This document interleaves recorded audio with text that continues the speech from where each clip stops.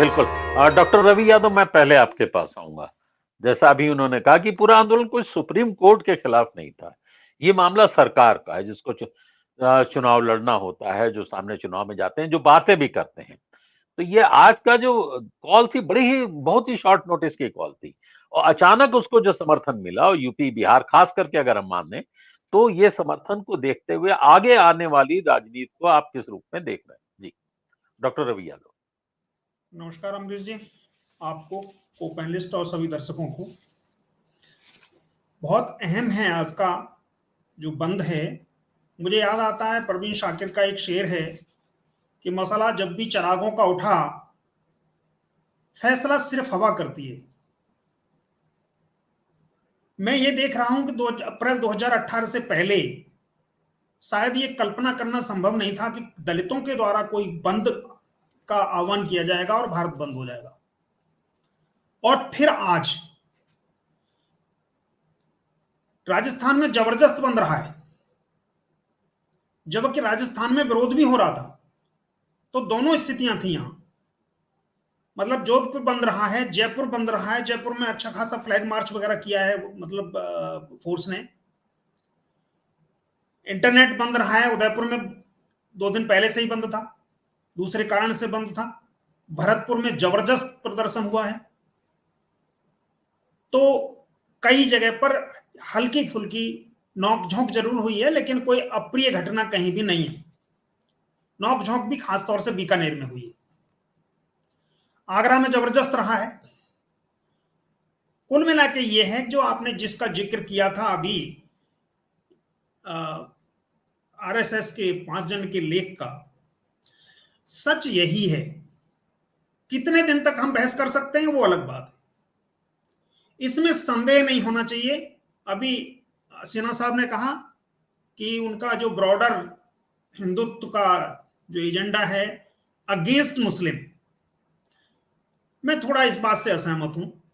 वो अगेंस्ट मुस्लिम हिंदू ब्रॉडर, मतलब ब्रॉडर हिंदुत्व को साथ लाने की बात होती तो फिर आरक्षण का विरोध हिंदुत्व के लिए क्यों किया जाना है?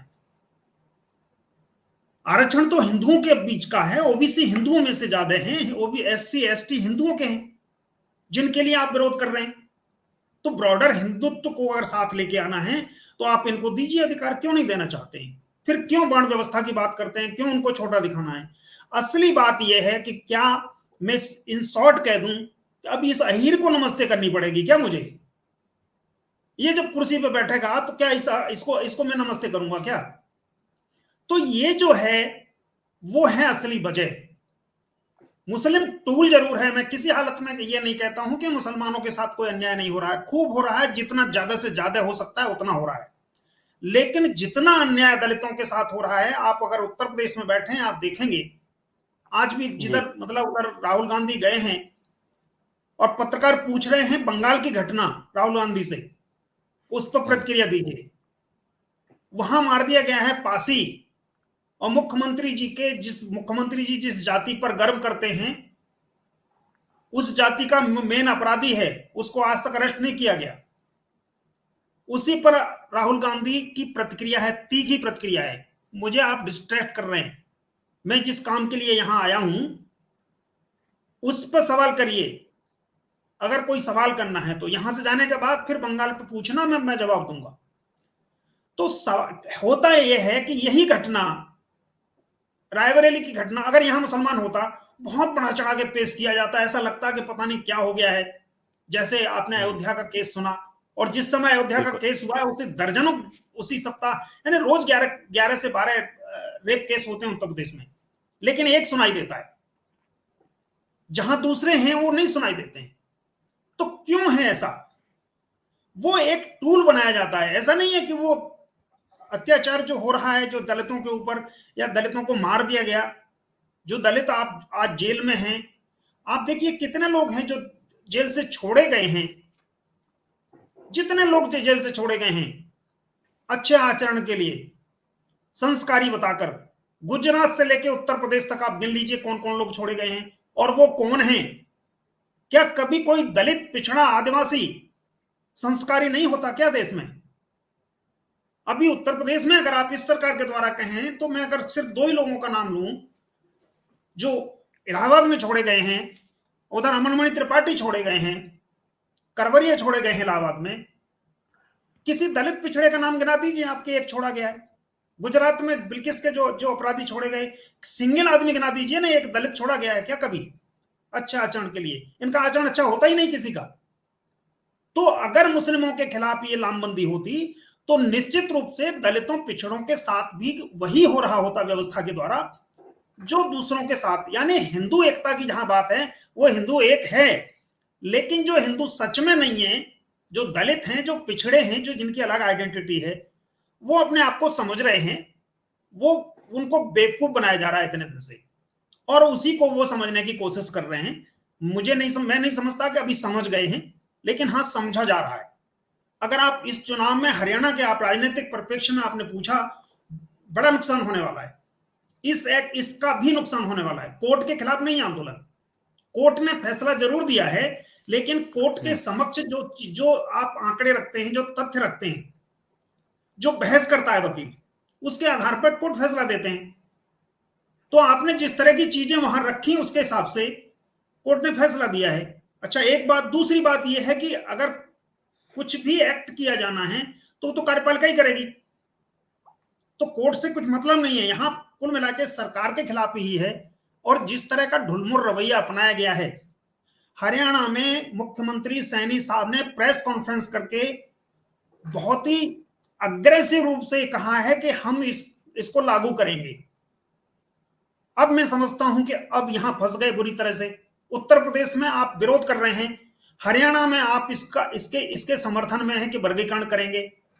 अब हरियाणा में आचार संहिता लागू है, अब देखते हैं। और मैं कैथल के सीन देख रहा था आज, कैथल में मैंने बात की एक दो लोगों से, जबरदस्त विरोध हुआ है कैथल में, हरियाणा के कैथल में जबरदस्त विरोध हुआ है।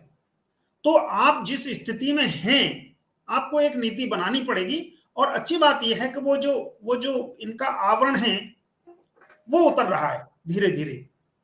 अब वो अलग बात है कि मीडिया में अभी भी बहुत सारी चीजें, जैसा मैंने बताया रायबरेली में जो राहुल गांधी जी से जिस तरह का सवाल किया गया जी। हाँ, सतीश जी ने जो कहा है वो बात बिल्कुल सही है। आर्थिक पॉलिसी को आगे लेके आना पड़ेगा, तभी कुछ भला हो सकता है। अभी शुरुआत है। जहां तक इंडिया गठबंधन की बात करें तो इंडिया गठबंधन निश्चित रूप से ढीला ढाला सा गठबंधन रहा है, लेकिन आप इससे ज्यादा की उम्मीद कर नहीं सकते थे। यूं अगर बात करेंगे तो आज भी कांग्रेस में भी राहुल गांधी जिस अग्रेसन के साथ इन सारे मुद्दों को, सामाजिक मुद्दों को उठा रहे हैं, कांग्रेस की सेकंड और थर्ड लाइन कभी सुनेंगे नहीं जल्दी से आप। वो है मेन कारण। नहीं तो मध्य प्रदेश में सफाया नहीं होता। मध्य प्रदेश में आप 29 में से 5-2-3 जीतते, लेकिन सफाया नहीं होने वाला था, इतनी खराब स्थिति नहीं होती। लेकिन अब राहुल गांधी जिस अग्रेसन के साथ बढ़ रहे हैं उस पर आगे सेकंड थर्ड लाइन उसको उस पर बिल्कुल आगे बढ़ना नहीं चाहती है। पर निश्चित रूप से कांग्रेस का एजेंडा तो बदल ही दिया है राहुल गांधी ने।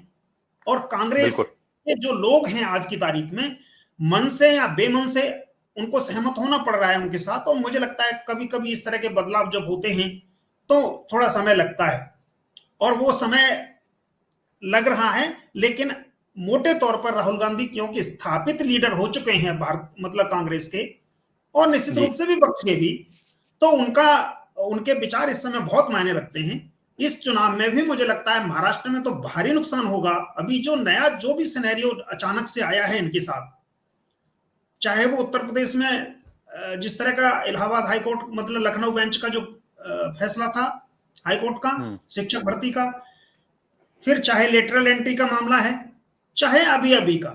हाँ, एक चीज जरूर है, अभी दूसरी एक और बड़ी छवि खराब हुई है प्रधानमंत्री जी की।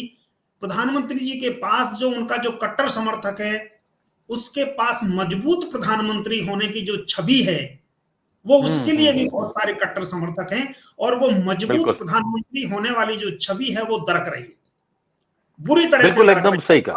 फैसले वापस, बार बार फैसले वापस लेते हैं तो ठीक है, तर्क दिए जाएंगे कि साहब उनको काम नहीं करने दिया रहा है, उनको विपक्ष काम नहीं करने दे रहा है। हो सकता है कि चिराग पासवान को भी गाली दी जाए, सब जो पक्ष में कुछ लोग जो अगर समर्थन में नहीं है तो उनको भी गाली दी जाए। लेकिन जो एक अच्छा खासा कट्टर वर्ग है, वो सिर्फ इसी बात के लिए कि वो मजबूत प्रधानमंत्री हैं, मुझे लगता है कि वो छवि दरक रही है और भारतीय जनता पार्टी के का जो अवसान का जो टाइम है वो तो लोकसभा चुनाव के टाइम से मेरे हिसाब से आ ही चुका है। जब तक कि अपनी आर्थिक और सामाजिक जो नीतियां हैं उनमें आमूल चौक परिवर्तन करना पड़ेगा भाजपा को, अगर आगे इनको बने रहना है या बेहतर प्रदर्शन करना है तो।